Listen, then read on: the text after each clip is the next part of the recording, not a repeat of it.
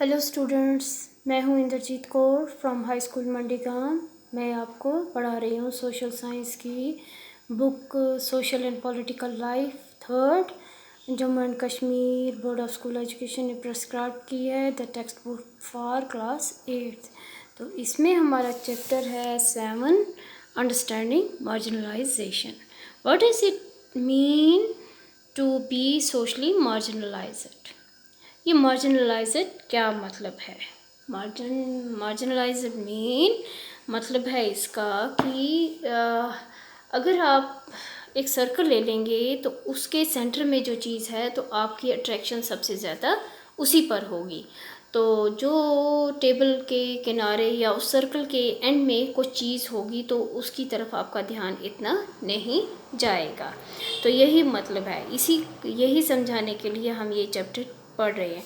To be marginalised, ये आप पढ़ोगे तो इसमें आपको कुछ एग्जाम्पल्स हैं जिससे आपको समझ आ जाएगा। To be marginalized is to be forced to occupy the sides of fringes and thus not be at the centre of things. तो क्या है कि जो साइड पे होते हैं जिनको इम्पोर्टेंस नहीं दी जाती है। This is something that some of you have probably experienced in the classroom or playground। ये ऐसा है कि जैसे आपने क्लासरूम में या प्लेग्राउंड में एक्सपीरियंस किया होगा कि if you are not like most people, अगर आपको बहुत से लोग पसंद नहीं करते हैं अपनी क्लास में, that is if your taste, अगर आपका टेस्ट म्यूज़िक में, फिल्म में डिफरेंट है, अगर आपके marks you out from others कम हैं बाकियों से, if you are less chatty than others, अगर कम बातें करते हैं in your class, if you don't play the same sport जो बाकी सब खेलते हैं, तो आप वैसे गेम्स नहीं खेलते हो, वैसी चीज़ काम नहीं करते हो जैसे कि आपके बाकी क्लासमेट्स करते हैं। इफ़ यू ड्रेस डिफरेंटली, अगर आप अलग से कपड़े पहनते हो, डिफरेंट कपड़े पहनते हो, the chances are that you will not be considered to be in। तो इस तरह से आपको अंदर नहीं रखा जाता है by your peers। so often you end up, आपको किनारे पे बाहर छोड़ दिया जाता है। तो इसी को हम कहते हैं marginalization।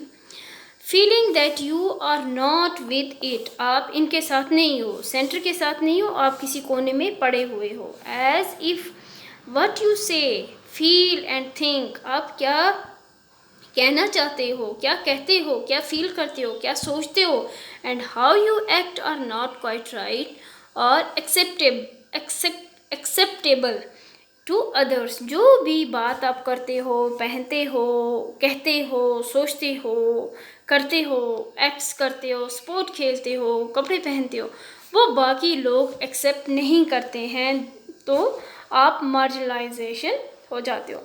As in the classroom in the social environment too, अपनी क्लास में ग्रुप ऑफ पीपल और या कम्युनिटीज़ या may have the experience of being excluded, तो सोसाइटी में से उनको बाहर निकाल दिया जाता है। There marginalization can be because they speak a different language. उन्हें इसलिए मार्जिनलाइजेशन किया जाता है कि वो डिफरेंट लैंग्वेज बोलते हैं, फॉलो डिफरेंट कस्टम्स, अलग रीति रिवाज हैं, और belong to a different religious group या किसी अलग ग्रुप से, जो होल कम्युनिटी है उससे हटके कोई रिलीजन है, मेजॉरिटी कम्युनिटी से कम में किसी दूसरे रिलीजन के हो, दे मे आल्सो फील मार्जिनलाइज्ड। तो वो भी मार्जिनलाइज्ड फील करते हैं बिकॉज दे आर पुअर, या वो गरीब हैं, consider to be low, social status उनका लो है, and viewed as being less human, कम देखा जाता है उनको than others. Sometimes marginalized groups are viewed with hostility and fear, वो डरे हुए होते हैं। This sense of difference and exclusion, जो इनको अलग किया जाता है या जो डिफरेंस है, leads to communities not having access to resource, उनके पास रिसोर्सेज नहीं होते हैं, अपॉर्चुनिटीज़ नहीं होती हैं, and in their inability to accept their rights, उनके पास इतनी एबिलिटी नहीं होती है कि वो अपने हक हासिल कर सकें। They experience a sense of disadvantage and powerlessness, तो उनके पास क्या वो एडवांटेज हैं, उनके पास पावरलेस हैं वो। More powerful and dominant section ने इन्हें सोसाइटी से अलग करके रखा है। हु ओन लैंड, जिनके पास अपनी ज़मीन है, वेल्दी हैं, अमीर लोग हैं, बेटर एजुकेटेड हैं एंड पॉलिटिकली पावरफुल हैं, तो वो इनको अपने से अलग करके इकोनॉमी छोड़ देते हैं।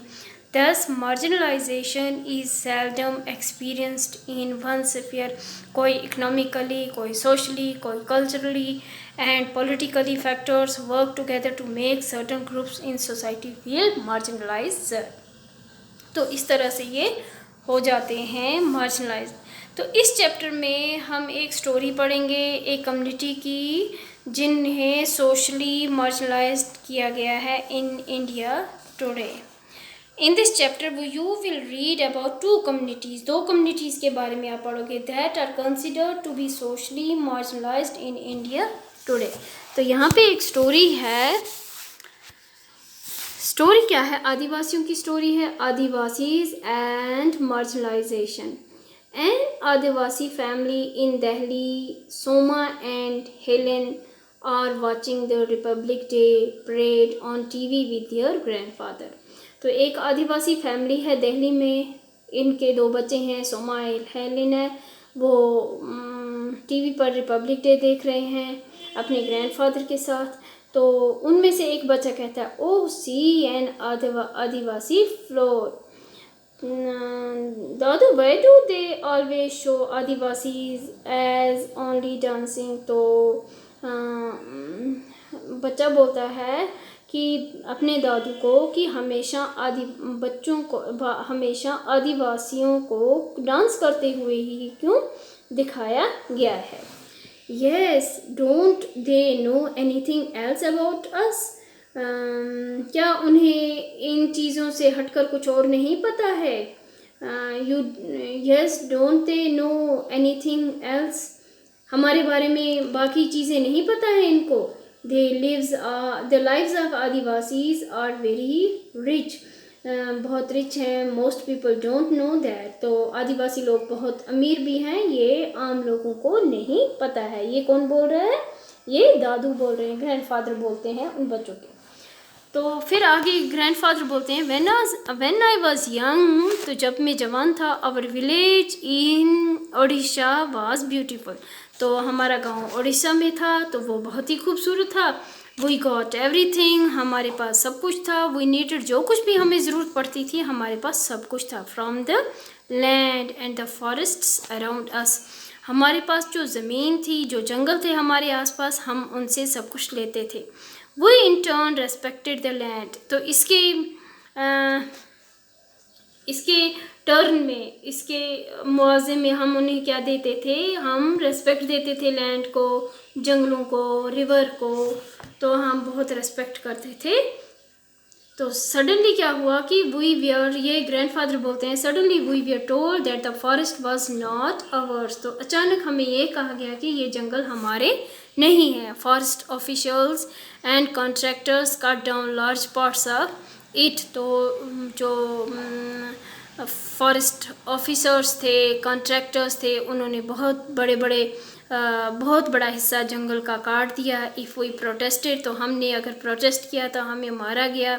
Then took us to court, तो हमें कोर्ट में ले जाया गया। Where we did not have our lawyers, तो हमारे पास वकील नहीं थे।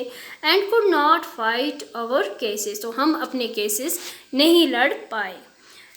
Then how did you survive दादू, तो फिर लड़की पूछती है कि दादू फिर आप लोगों ने कैसे सर्वाइव किया। तो दादू कहते हैं, many of us we are forced to leave our homes, तो हमें मजबूर किया गया, फोर्स किया गया, हमें अपने घरों से निकाल दिया गया। And find seasonal work in near by towns, तो हमें सीजनल वर्क के लिए नज़दीकी गाँव में जाना पड़ा। फिर उसके बाद क्या हुआ? देन द कंपनी वालास came they said there was iron ore under our land. तो उसने कहा कि कंपनी वाले आए और उन्होंने कहा कि हमारी ज़मीन के नीचे क्या है, आयरन है, लोहा है। They wanted to mine it, वो वहाँ पे खान बनाना चाहते थे, खदान। They promise jobs and money, तो वो उन्होंने हमारे साथ वादा किया कि वो हमें क्या देंगे, पैसा देंगे और हमें काम देंगे, रोज़गार देंगे। If we sold our land to them, अगर हम अपनी ज़मीनें उन्हें बेच देंगे। सम विलेजर्स वेयर एक्साइटेड, तो बहुत से गांव वाले एक्साइटेड हो गए, खुश हो गए। Other said this would destroy our lives, तो कुछ लोगों ने, दूसरों ने कहा कि इससे हमारी ज़िंदगी ख़त्म होगी। And we would get nothing, हमें कुछ भी नहीं मिलेगा।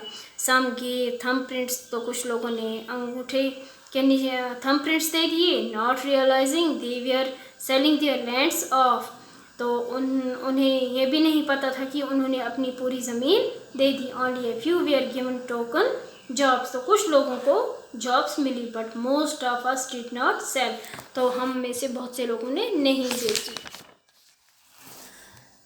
तो इसके बाद क्या होता है कि then they beat and threatened us till eventually everyone was forced to sell and abandon the land of their forefathers। तो आखिर क्या हमें धमकाया गया, मारा पीटा गया कि हमें हार के आखिर में अपनी ज़मीनें मजबूर होके उन्हें अपनी फोरफादर्स की ज़मीन जो थी हमें वो देनी पड़ी, बेचनी पड़ी। They had the support of the authorities, तो उनके पास अथॉरिटीज़ का सपोर्ट था। Our whole way of living vanished overnight, तो रातों रात हमारी ज़िंदगी तहस नहस होगी, ख़त्म होगी, ख़राब होगी। तो फिर बच्चा बोलता है, ओह दादू, एंड आवर लैंड व्हाट, तो हमारी ज़मीन क्या हुआ। फॉर ओवर 30 एकर्स, हमारे पास 30 एकड़ ज़मीन थी। We got a little money, हमें बहुत कम पैसा मिला। फ्राम आवर कंट्रैक्टर, तो हमें जो कंट्रैक्टर था, ठेकेदार था, उससे बहुत ही कम पैसा मिला। आई नेवर सा most of my friends again, तो मैंने उसके बाद अपने दोस्तों को कभी भी नहीं देखा। तो उसके बाद दादू कहते हैं the money hardly lasted in the city, तो आखिर में कुछ टाइम के बाद पैसा ख़त्म हो गया। We had no means of livelihood any more, तो हमारे पास कोई ज़िंदगी बसर करने का कोई ज़रिया नहीं रहा। We were all cramped into a tiny rented room, हम एक छोटे से कमरे में बंद हो गए। How we missed our carefree lifes, तो हम अपनी वो ज़िंदगी जो जंगल में बसर करते थे वो हमें याद आने लगी। द ओपन स्पेसिस, खुली जगह, खुले मैदान। आफ्टर ए फ्यू ईयर्स, कुछ देर के बाद, your father got a job in Delhi, तो आपके फादर को जॉब मिल गई, नौकरी मिल गई Delhi. And we all moved here, तो हम सब यहाँ आ गए। Those were very difficult times, तो वो बहुत ही मुश्किल का टाइम था। That is why both of you did not go to school for several years, तो यही वजह है कि आप बहुत सालों तक स्कूल नहीं जा पाए। इसके बाद बच्चा पूछता है I hated going back to school, मैं स्कूल जाना पसंद नहीं है। We had miss so much of our studies, हमने बहुत सा अपनी स्टडी का मिस कर दिया। And other children made fun of us, तो बाकी बच्चे हमारा मजाक उड़ाते हैं। वी स्पोक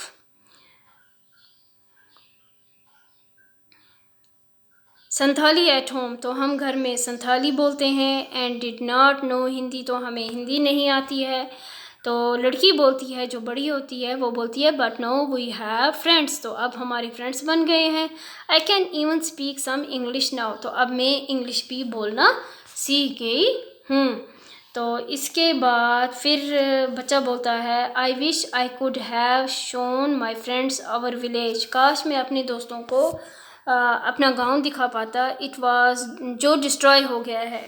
तो दादू कहते हैं you can still tell them about our village, आप अभी भी हमारे विलेज के बारे में उन्हें बता सकते हो। It has a lot to teach them, तो बहुत कुछ है जो आप उन्हें सिखा सकते हो। तो लड़की बोलती है one day I will make a movie on this story, तो एक दिन मैं एक स्टोरी बनाऊंगी, आवर स्टोरी, अपने ऊपर एक स्टोरी बनाऊंगी, द आदिवासी स्टोरी, जो आदिवासी की स्टोरी होगी। तो आप लोगों ने पढ़ा, you just read about how दादू was forced to leave his village. तो किस तरह से दादू को फोर्स किया गया, मजबूर किया गया गांव छोड़ने के लिए इन उड़ीसा। दादू story is similar to the lives of millions of Adivasis in India. तो मिलियंस ऑफ लोगों, आदिवासी जो हैं इंडिया में, इनकी स्टोरी ऐसी ही है। You will read more about the marginalisation of this community in this chapter. तो इसी चैप्टर में आप और भी मार्जिनलाइजेशन के बारे में पढ़ोगे। तो आज के लिए इतना ही है। Thank you.